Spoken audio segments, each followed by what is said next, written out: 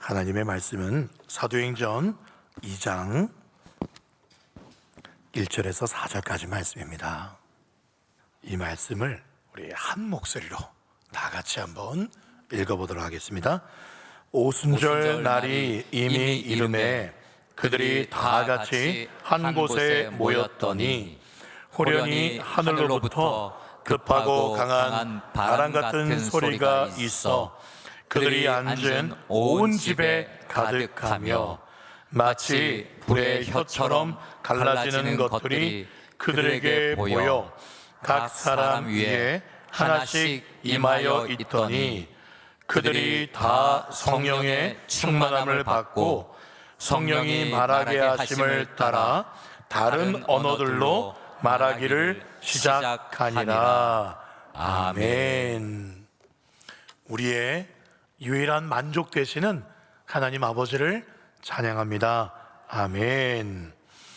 우리는 지난주부터요 사도행전 말씀을 통해서 예수님께서 마지막 우리에게 주셨던 유언, 그 핵심이 바로 성령님이었죠. 우리 성령님에 대해서 살펴보고 있습니다. 그 성령님이 임하시면 어떻게 된다고 우리 지난주에 말씀을 살펴보았죠. 사도행전 1장 8절 말씀, 오직 성령이 너희에게 임하시면 너희가 권능을 받고 예루살렘과 온 유대와 사마리아와 땅끝까지 이르러 나의 무엇이 된다? 증인이 되리라. 자, 저 말씀이요 지난주 핵심 말씀이었어요. 자막을 내리고요, 자, 우리 안 보고 다 같이 한번 외워볼까요? 오직 시작.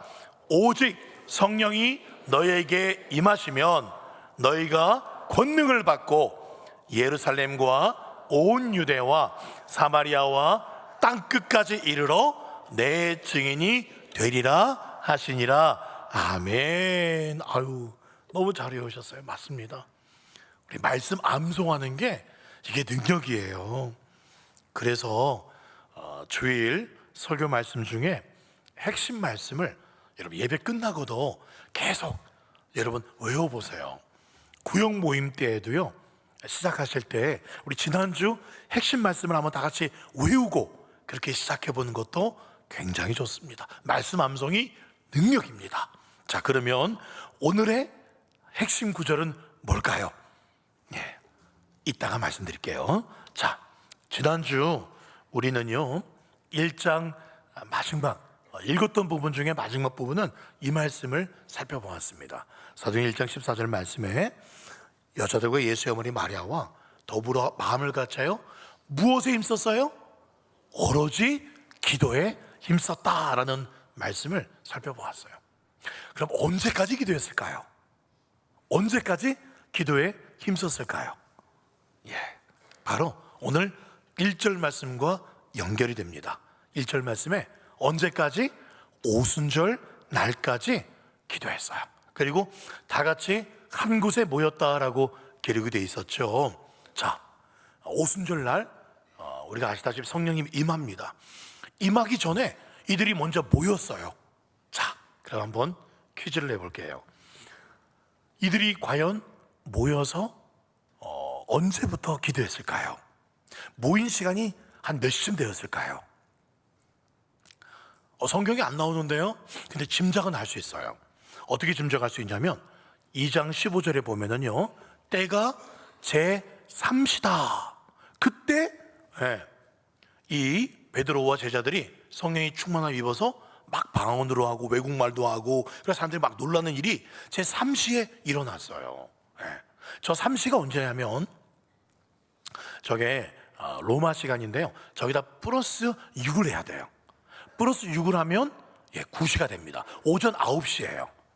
오전 9시에 죄송합니다. 유대 시간으로 플러스 6을 해야 됩니다. 그러면 오전 9시가 되어요. 오전 9시 때 이 제자들 성령 충만함을 입어서 막 설교하고 사람들이 막 회개하는 일들이 벌어졌다는 거죠. 자, 그러면은요 몇 시부터 기도했을까? 오전 9시에 성령이 임하셔서 이렇게 막 설교하고 그랬거든요. 3천 명이 회개하고 그런 일이 벌어졌는데 9시에 모였을까요? 오전 9시에? 1분 전에 모여서 딱 모이자마자 바로 성령이 딱 임했을까요? 아니겠죠. 또 기도했겠죠. 몇 시쯤 모였을까요? 오전 8시? 7시? 6시? 새벽 5시에 모인 줄 믿습니다. 예, 그 정확한 시간은 모르지만 아마도 9시에 지금 9시 아니냐 베드로가 말을 해요. 그러면서 무슨 말 하냐면 이 9시에 우리가 무슨 술을 먹었냐, 술 먹어서 취한 게 아니다, 그런 말을 해요.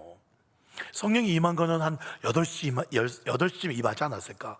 그 8시쯤 임하기 위해서 그 전에 한 2-3시간 간절히 기도하지 않았겠어요? 그렇죠? 여튼 이른 아침에 일찍 모여 기도했을 겁니다. 정말 놀라워요.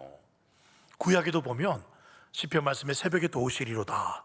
그래서 정말 구약에 많은 기적과 같은 하나님의 역사가 새벽에 많이 일어났어요. 구약에도. 근데 신약에도 이런 또 새벽에 아마 기도했을 때 이런 은혜가 임한 것 같아요. 자, 간절히 기도하자. 어떤 일이 벌어졌나? 2절이에요. 호련히 하늘로부터요 급하고 강한 바람 같은 소리가 있어요.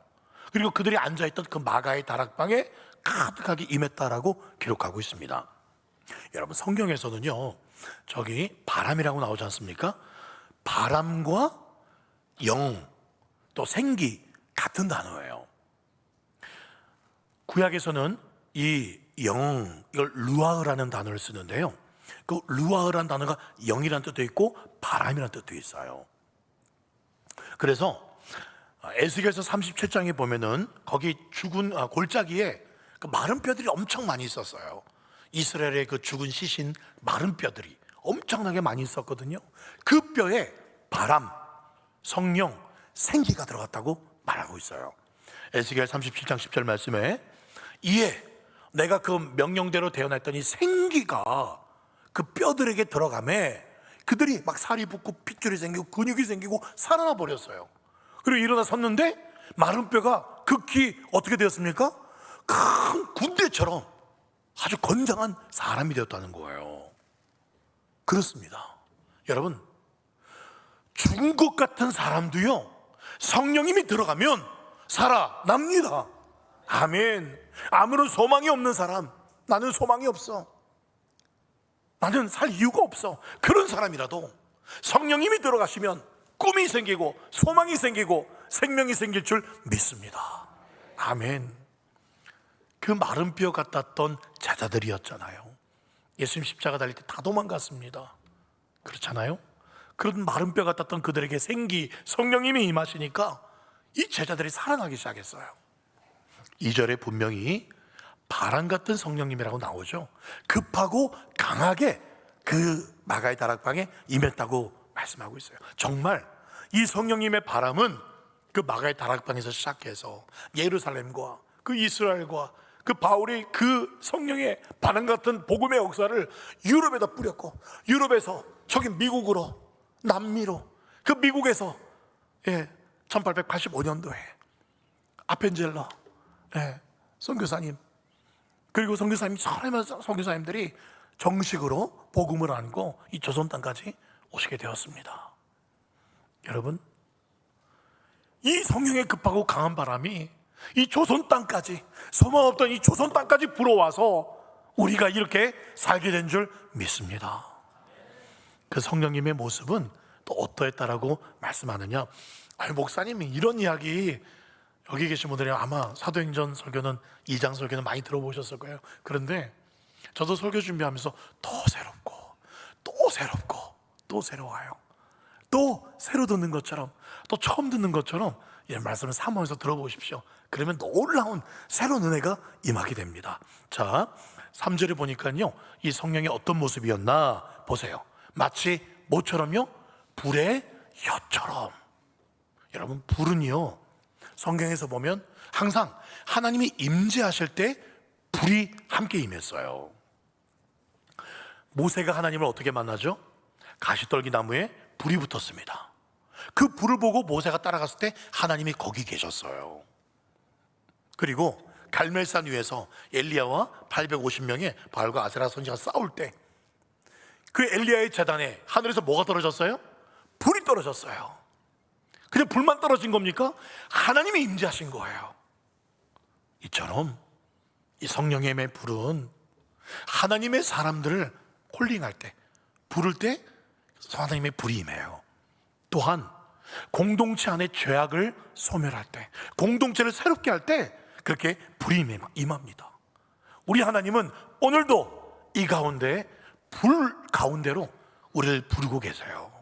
그리고 불을 내려주시기를 원하세요. 단순히 LA 지역에 막 산불난 그런 불이 아니라, 그런 초토화시키는 불이 아니라 우리를 살리는 불, 우리의 죄악들은 데우고 우리의 죽어있는 우리의 심령을 살리는 불을 하나님이 오늘도 이 예배 가운데 가지고 내려오신 줄 저는 확신합니다.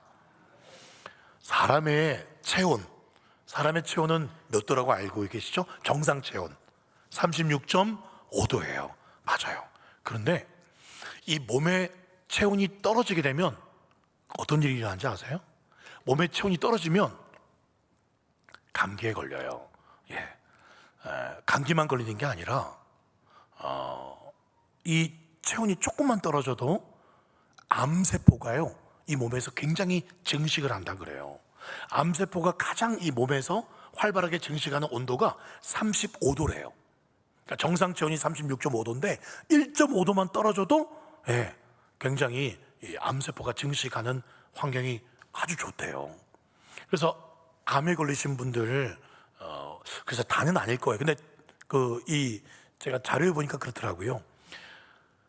암 환자분들은 주로 36도보다는 조금 체온이 낮다 그래요. 그래서 36도를 잘 넘지를 못한다. 그래서 그게 참 위험하다고 말을 하는 걸 들었습니다.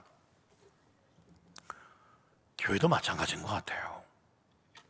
교회가 성령의 온도, 성령으로 뜨겁지 않고 냉랭하다면 어쩌면 우리 교회 안에도 암세포가 증식하기가 딱 좋아요. 미움이라는 암세포가, 시기, 질투, 게으름, 음란, 쾌락, 이런 암세포, 이런 죄들이 성령의 온도가 아니면, 그 정상 온도 뜨겁지 않으면, 떨어져 있으면, 냉랭하면 그런 암세포가 교회 안에 증식한다는 거예요. 교회 안에 영적인 온도를 올려야 됩니다. 그 방법은 딱 하나예요. 바로 성령의 불을 꺼뜨리지 않는 겁니다.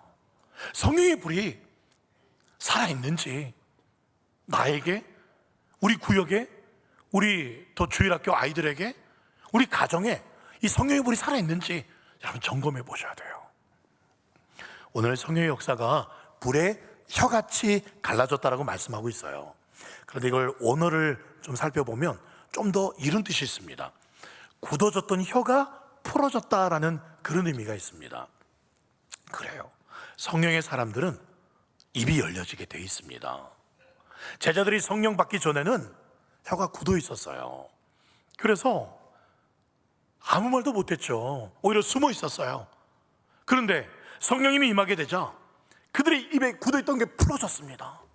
그래서 사람들 앞에 나와서 막 죽음을 무릅쓰고 너희들이 십자가에 못 박은 그 예수가 부활하셨다, 그 예수가 구세주다, 회개하라, 입이 풀리게 된 거예요. 무엇이 임해서? 성령님이 임해서.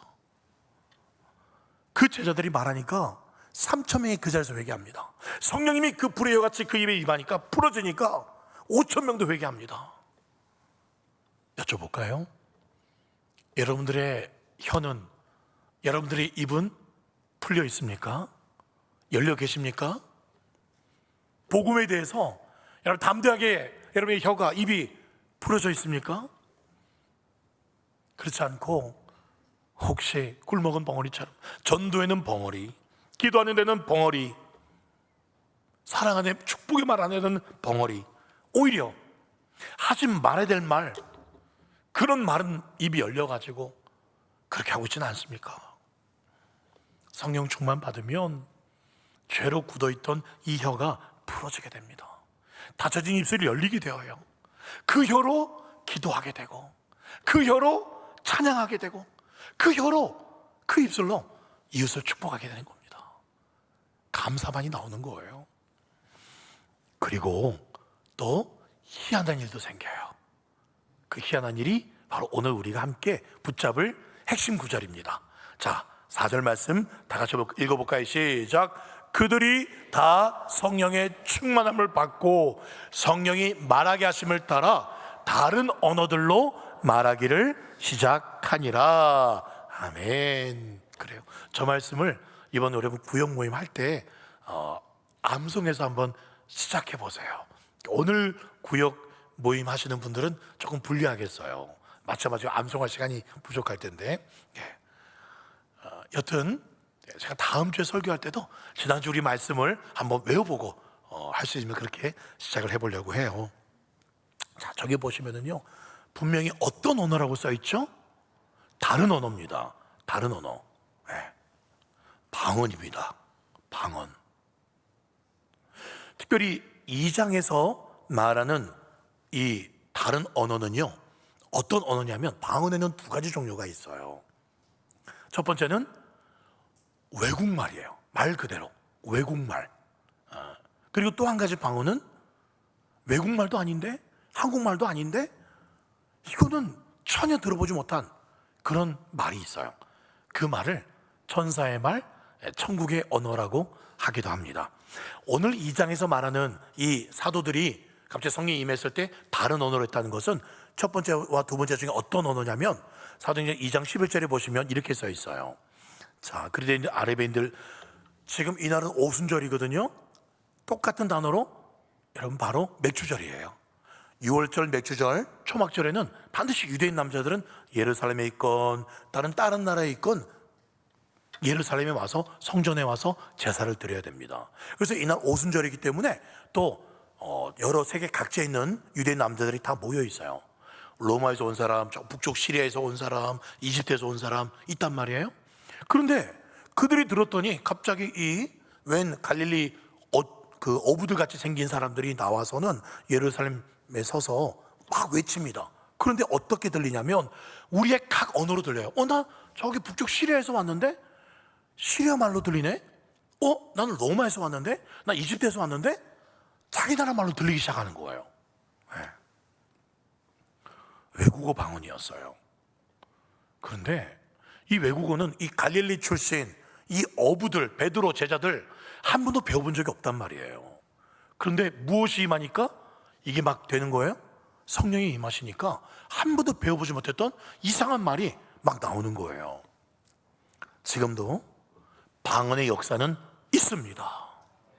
그런데도 이 방언이 끝났다고 주장하는 사람들이요 많이 있는데 우리 교단 안에도 있어요.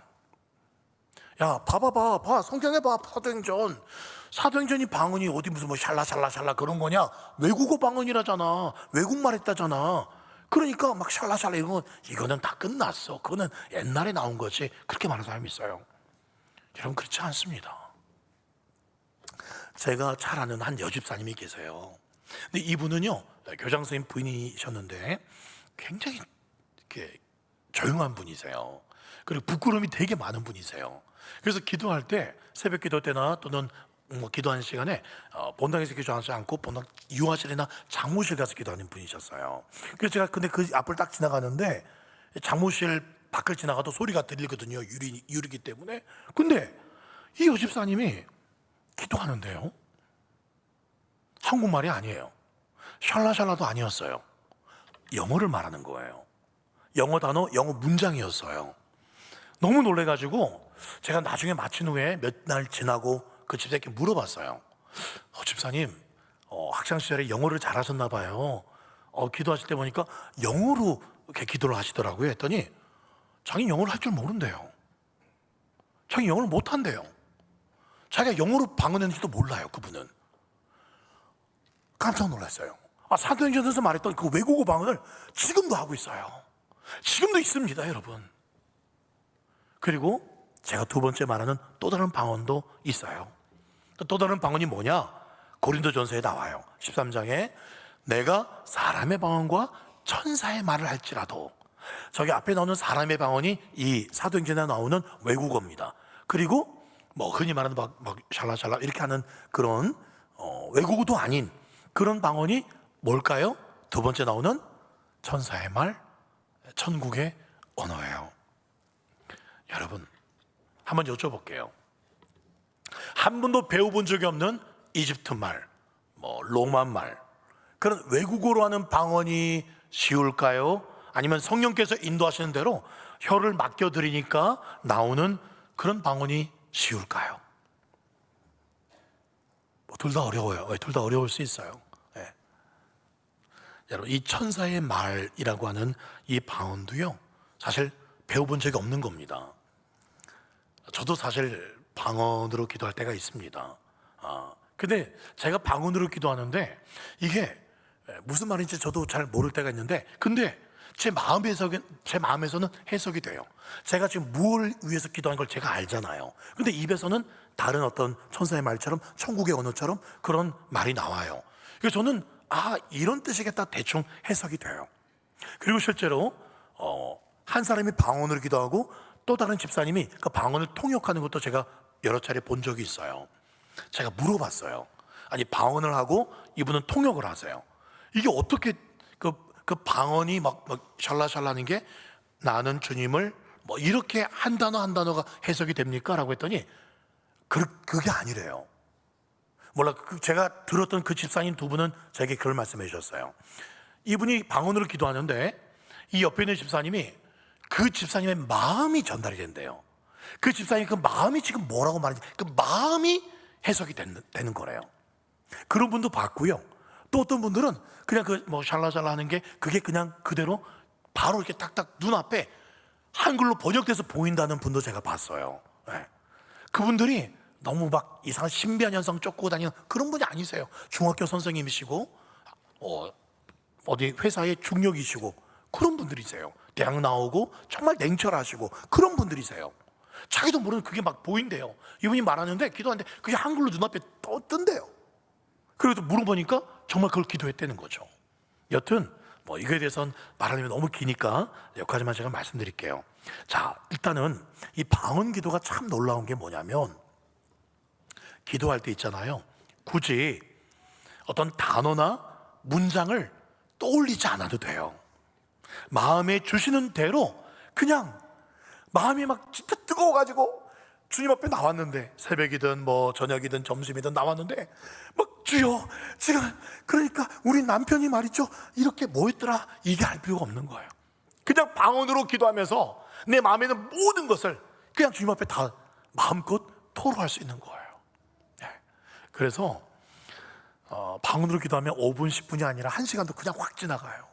네. 이전에 경험해 보지 못했던 기도의 깊은 기도도 경험을 하게 됩니다.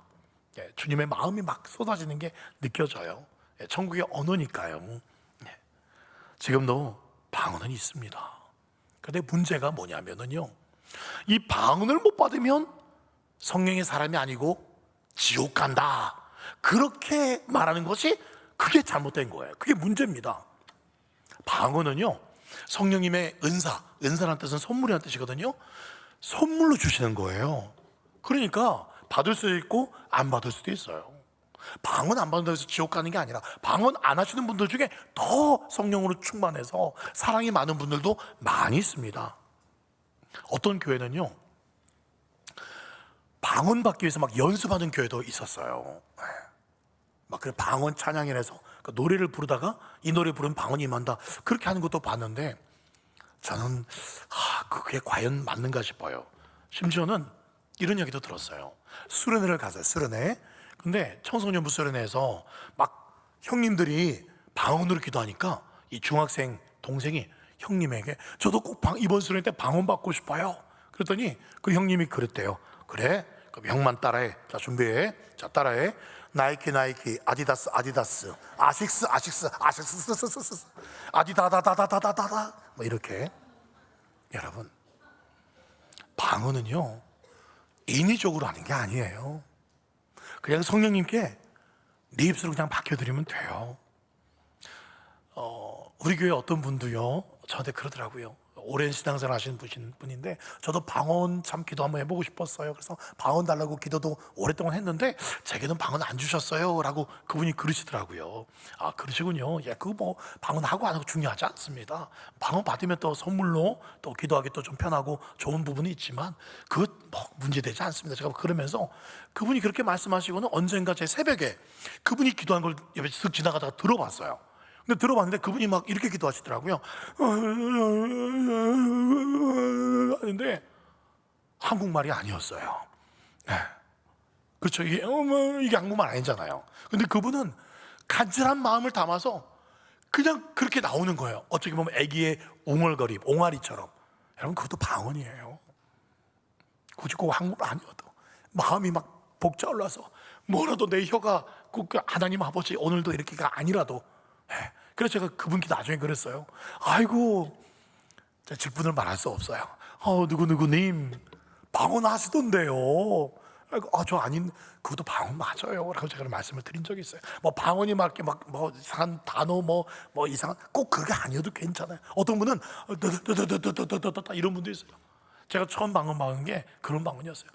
마음은 뜨거운데 한국말 이게 할 시간이 없는 거야. 그냥 막 내 혀가 주님 성령께서 인도하시는 거였어요. 막 이렇게 되기도 하고요. 예. 거기 하고 하는 거 중요한 게 아니라 뭐 들리는 소리, 이쁜 소리, 안 좋은 소리, 그런 것도 중요한 게 아니에요. 성령께서 내 기도를 이끄시는 게 그게 중요한 거예요. 내 온 마음을 그냥 맡기는 거예요. 이거에 대해서는 또 다음 기회에 제가 말씀을 드릴게요. 중요한 게 뭐냐? 4절 말씀 보세요. 4절에 그들이 다 성령의 충만함을 받았다 라고 말씀하고 있어요. 그래도 성령 충만하니까 뭐가 나와요? 성령이 말하게 하신다는 거예요. 제가 어렸을 때 명절날에 온 친척분들이 모이세요. 그 어르신들 중에요, 굉장히 내성적이고 말이 없는 분이 계셨어요. 정말 수줍음이 있는 분이셨어요. 제가 우리 제 친척분인데, 그런데요, 명절에 그분은 교회를 안 다니셨어요. 기도 제목이긴 한데, 근데 그분이 술만 들어가면 청산 유수가 됩니다. 제가 조카뻘이거든요. 제가 말 걸지도 않았는데 그분이 술이 들어가면 제가 잡힙니다. 붙잡혀서 끊임없이 쓸데없는 이야기를 다 들어드려야 돼요. 술만 안 들어가면 정말 새색시 같은 분이에요. 말도 그냥 조용하신 분인데 술만 들어가면 어찌 그렇게 말을 잘하시는지요. 여러분, 사람은 속에 무엇이 충만한가에 따라서 그것이 나오게 되어 있어요. 술이 충만하면 술주정이 나오고, 담배가 충만하면 담배 냄새와 니코틴이 나오겠죠. 음란이 충만하면 음란한 생각, 음란한 습관이 나오는 거예요. 그러나 성령이 충만하면 성령이 말하게 하신 대로 기도하고 성령이 이끄시는 대로 살아갈 수 있는 겁니다. 술이 아니라, 담배가 아니라, 음란이 아니라 성령으로 충만하시기를 소원합니다. 아멘. 자, 이런 놀라운 경험을요, 2006년도에 그때 제가 청소년부 아이들을 담당하고 있던 전도사였어요. 이야기는 이전에도 한번 드린 적이 있는데 오늘 본문이기 때문에 한 번 더 소개를 해드리려고 해요. 수련회를 앞두고 그때 아이들과, 청소년부 아이들과 정말 은혜를 받고 싶었어요. 그래서 근데 수련회 준비할 시간도 많이 없었고 교회에서 했었거든요, 자체적으로. 그래서 막 은혜는 받고 싶고, 그래서 한올 수 없이 정말 이틀 동안 아이들 불러 모아서 함께 간절히 임원들하고 선생님들 이틀 동안 진짜 죽어라 기도했어요. 한 2시간씩 기도하니까 뭐 모기도 하시고요, 막 진짜 배가 아프더라고요. 창자가 끊어질 것 같은 말이 그 말 같아요. 뒤틀린데 진짜 기도하고, 그리고 수련회 이제 마지막 날이 되었는데요, 찬양하고 그리고 이제 기도하기 시작했는데 처음 보는 일들이 일어났어요. 제가 담당한 청소년들 가운데 중학교 1학년 여학생이 이렇게 썼어요. 뭐라 썼냐면, 나는 기도했다. 성령님, 저의 마음에 들어와 주세요. 근데 나도 모르게 손이 막 떨렸다. 그 아이가 쓴 그대로 제가 지금 여기 인용한 겁니다. 1학년 여학생이 예상치 못해도 눈물이 쏟아졌다. 갑자기 이상한 언어가 나의 혀를 덮쳤다. 방언이었다. 혀가 꼬이고 떨리면서 럴럴럴러 이런 말이 나왔다. 한참 나왔다. 나는 너무 기뻤다. 이런 걸 썼고요. 여러 명 있는데 제가 3명만, 두 번째 아이는 고3 여학생이에요. 고3 여학생 다음 얘는요 부모님이 이혼을 하셨어요. 또 아버지가 뭘 일하러 가셨어요. 그래서 동생하고 둘만 사는 소녀 가장 같은 아이였거든요. 근데 굉장히 열심히 아이였어요. 이 아이가 이렇게 썼어요. 방언이 터졌다. 방언에 우리나라 말이 하나도 기억나지 않았다. 듣는 것은 알아들었지만 나 입에서 국어가 안 나왔고 방언 찬양이 막 흘러나왔대요. 예. 간식 이제 다 끝나고 간식 먹는 시간까지 계속 얘가 기도하고 있더라고요. 방언이 끊이지 않았다. 근데 기도하는 중에 한 가지 자기가 방언으로 기도하면서 또 그 방언의 그 언어를 해석을 주셨대요. 불면증에 시달린 나에게 딸아 그 불면증이 물러갔느니라 내가 지키겠노라. 자기가 방언으로 기도하면서 그게 해석이 되더래요. 예, 이런 일이 있었고 세 번째 이 남학생은요 아버지가 교도소에 들어갔어요. 어머니는 집을 나가시고 여동생하고 고모집에서 살고 있었어요. 공고를 다니고 있었는데 뭐 공고가 나쁘다는 게 아니라 근데 이 친구가 성격 자체도 굉장히 고약한 아이였어요. 강박한 아이였어요. 진짜 막 고등학생 1학년짜리인데 막 저한테 막 시비 걸고 막 그런 아이였어요. 근데 이 아이가 이렇게 고백했어요. 나는 성령을 만났다. 내 마음을 편안하게 하셨고 방언의 은사를 내리셨다. 말로 표현할 수 없는 평안을 내렸다. 방언의 은사를 내리라고 기도했는데 방언의 은사를 주셨다. 아멘. 예, 내용을 짧게 썼더라고요. 여러분 그렇습니다. 외국어든 또는 천국의 언어든 방언을 하면은요 이걸 잘 모르는 사람들은 어떤 반응이 나타나냐면 조롱합니다. 그래서 오늘 2장 13절에 보면은 어떤 이들이 조롱하여 이르되 야 너희들 뭐 이상한 말 하네? 술 먹어서 막 그런 거 아니야? 새술이 취하였다라고 조롱했습니다. 지금도요 보면은 비슷하게 생각하는 사람들이 있어요. 나는 예수를 믿어도 그냥 좀 조용히 교양 있게 믿고 싶어. 뭐 그렇게 막 통성스럽기도 하고 막 요란하게 방언 아우 그 내 취향도 아니고 내 스타일도 아니야. 나 그냥 조용히 그냥 이렇게 하고 싶어. 잘못된 생각입니다. 잘못된 생각이에요. 성령으로 충만한 것은요 광신적으로 되는 게 아닙니다. 성령 충만한 게 이게 제대로 예수 믿는 겁니다. 성령의 충만함은 난 너무 성령 충만하고 싶지도 않아. 그건 개인의 신앙의 취향의 문제가 아니라니까요. 나는 너무 성령 충만한 것도 별로야. 이런 말 할 때가 아닙니다. 영적으로 사느냐 죽느냐 거기에 우리 달려있는 거예요. 지금 온 나라가 아까 우리 장로님들 기도하셨는데 정상이지 않죠. 악한 영으로 충만한 것 같아요. 성령의 권능이 아니고서는 이 나라에 소망이 없겠다. 우리나라 조선에 처음 선교사님들이 들고 오셨던 평양 장대교회로 왔던 그 성령의 부흥, 정말 60년대 70년대 엑스폴로 여의도 그 광장에서 100만 명 모여서 기도했을 때 정말 70년대 80년대 폭발적인 그런 성령의 은혜가 다시 임하지 않고는 정말 이 나라에 소망이 없겠다, 그런 생각이 듭니다. 그래요. 우리에게는 그러나 하나님이 이길 수 있는 무기를 주셨어요. 뭡니까? 스가랴 4장 6절 너네 힘으로 되는 게 아니야. 능력으로 되는 게 아니야. 오직 나의 영으로 되느니라. 그래서 제가 이렇게 기도하고 있어요. 제가 1부 때에도 잠깐 말씀드렸는데 제가 지난주 1부와 그 지난주 1부 때는 왜 그랬는지 모르겠어요. 너무 마음이 뜨거워가지고 막 1부 때 오신 선생님들 또 청년들한테 막 엄청나게 여러분 성령 충만해야 됩니다, 막 그런 모습이 아닌 것 같아서 너무 답답해가지고 막 엄청나게 혼자 좀 열불을 했었어요. 그 시간이 지나니까 야 그거는 성령님이 하신 게 아니라 나를 드러냈구나. 내가 그냥 내 의지로 내가 어떻게 하려고 했구나 라는 게 깨달아졌어요. 그렇다, 내 힘이 아니야, 내 능력이 아니야. 오직 성령님께서 우리 성도님들에게, 청년들에게, 우리 남녀노소에게 이끄실 거야. 저는 이제 기도만 하자. 내 힘으로 그렇게 막 인위적으로 할 게 아니라 때가 있다.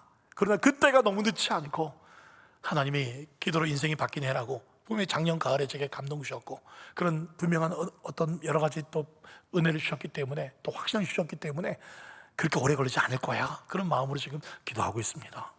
여러분 성령 충만 받으려면 성령에 대한 잘못된 생각들을 좀 버리셔야 돼요. 그게 가장 큰 오해가 뭐냐면 성령 충만받는 것은 쉽지 않아 라는 생각이에요. 절대 그렇지 않습니다. 오늘 2장 38절 읽진 않았지만 이렇게 나옵니다. 베드로가 이르되 성령을 무엇으로 준다고요? 선물로 주는 거예요. 성령님은 특별히 성령님이 이미 예수 믿을 때 우리 안에 들어오셨어요. 근데 저기서 말하는 성령의 선물은 성령으로 더 충만해지는 거죠. 성령의 여러 가지 선물, 은사들을 말하는 겁니다. 성령님께서 뭐 방언을 주시든 아니면 뜨거운 마음을 주시든 어떤 믿음을 주시든 그런 거 주시면 감사합니다. 그냥 받으면 되는 거예요. 우리에게 선물로 주시는 거예요. 감사함으로 받으면 되는 거예요. 그런데 우리가 어떻게 생각하냐면 나는 성령 충만 받을 사람이 못 돼. 나는 어떤 성령의 방언, 어떤 다른 은사들, 뭐 큰 믿음 그런 거 나는 일어나지 않을 거야 라고 생각하는 것 자체가 교만이에요. 그게 하나님은 못 믿는 겁니다. 여러분 사도행전 2장 17절 말씀에 제가 사실 사도행전 2장은 한 달에 걸쳐서 설교해야 될 부분이 너무 좋은 부분들이 있지만 제가 지난 말씀드린 것처럼 한 장 한 장 그렇게 갈래갈래하게 살펴보고 있습니다. 2장 17절에 이렇게 말씀하고 있어요. 내 영을 모든 육체에게, 자녀들에게도 젊은이들에게도 늙은이들에게도 모든 육체에게 주시겠다 약속하셨습니다. 아멘이십니까? 아멘. 그럼에도 저도 우리가 여러분 늘 기도 많이 하잖아요. 저도 성령으로 충만하고 싶어요. 정말 성령 충만하게 해주세요. 은혜가 풍성하니까 그런 하나님은 찬양도 부르고. 근데 왜 그렇게 성령 충만 안 될까요? 준비가 안 돼서 그래요. 준비가. 그림 한번 보여주십시오. 여러분 저기 보시면 위에는 더러운 그릇이고 밑에는 깨끗한 그릇이에요. 엄마가 자녀들 그릇 중에 이제 아주 맛있는 스프나 국을 부어주고 싶어요. 어느 그릇에 부어주고 싶을까요? 엄마가 아주 맛있는 새로운 음식을. 깨끗한 그릇이겠죠. 그렇죠? 마찬가지예요. 지금 내 심령에 염려와 근심, 세상 욕망, 세상 자랑, 음란함 이런 것들로 내 안에 꽉 차 있으면 성령으로 충만할 수가 없어요. 그래서 어떻게 해야 됩니까? 2장 38절에 이렇게 말하죠. 베드로가 이르되 회개하라. 그리고 예수님의 이름으로 세례를 받고 죄 사함을 받으라. 그리하면 성령의 여러 좋은 선물들을 받으리라. 그렇습니다. 깨끗해져야 돼요. 회개해야 됩니다.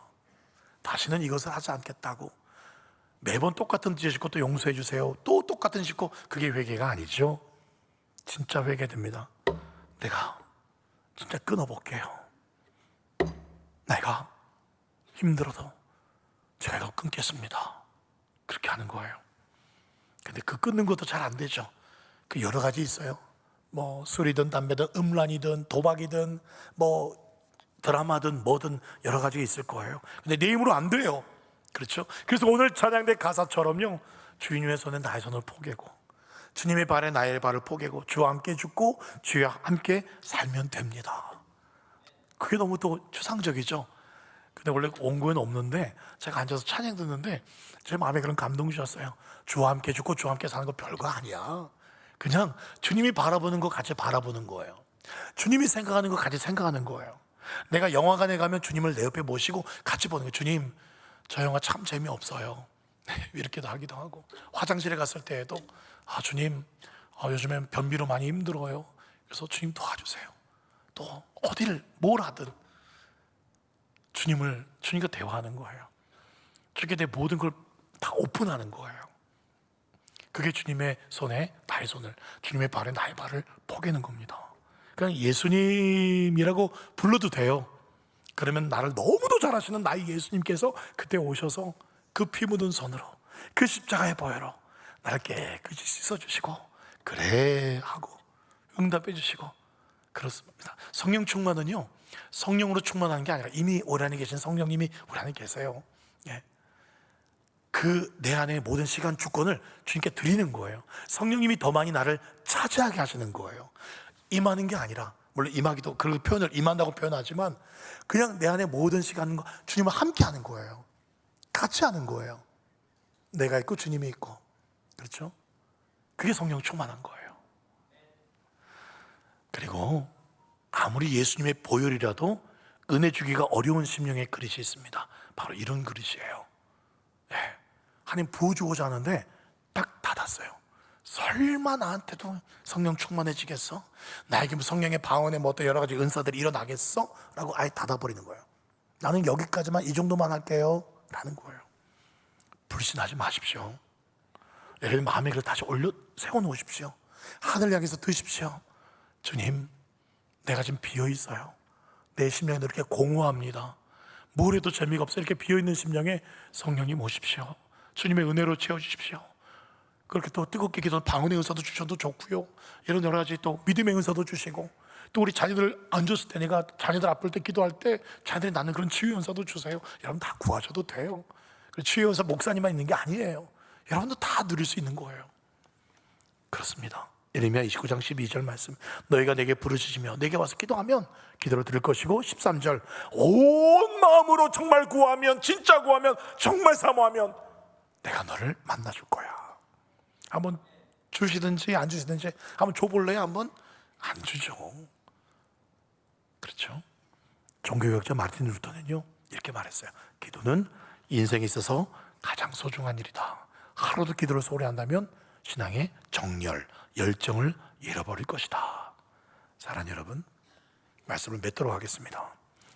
하나님은요 지금도 역사하십니다. 문제는 그렇게 믿는 사람이 없고 그렇게 믿는 교회가 없을 뿐이지, 하나님은 정말 성령 충만을, 정말 주님과 내 삶을 끊어지지 않는 그 죄를 끊기를 원하고, 주님 다스려 주십시오, 도와주십시오 라고 진짜 원하는 사람은 주님께서 함께 하십니다. 그런 교회를 찾고 계십니다. 그런 사람, 그런 교회가 저와 여러분 되시기를 소망합니다. 성령 충만하지 못한 게 이상한 거예요. 성령 충만하지 않다면 안타까워하십시오. 13절 말씀, 누가복음 11장 13절 말씀, 이 말씀 읽고 같이 기도합시다. 너희가 악할지라도 좋은 것을 자식에게 줄 줄 알거든 하물며 너희 하늘 아버지께서 구하는 자에게 무엇을 주지 않겠느냐? 성령을, 그 은혜를, 그 충만함을, 그 기쁨을, 그 회복을 반드시 주실 줄 믿습니다. 그렇게 2025년 내내 매일매일 그 성령의 충만하심으로 행복해지기를, 변화되기를 예수님의 이름으로 축원드립니다. 아멘.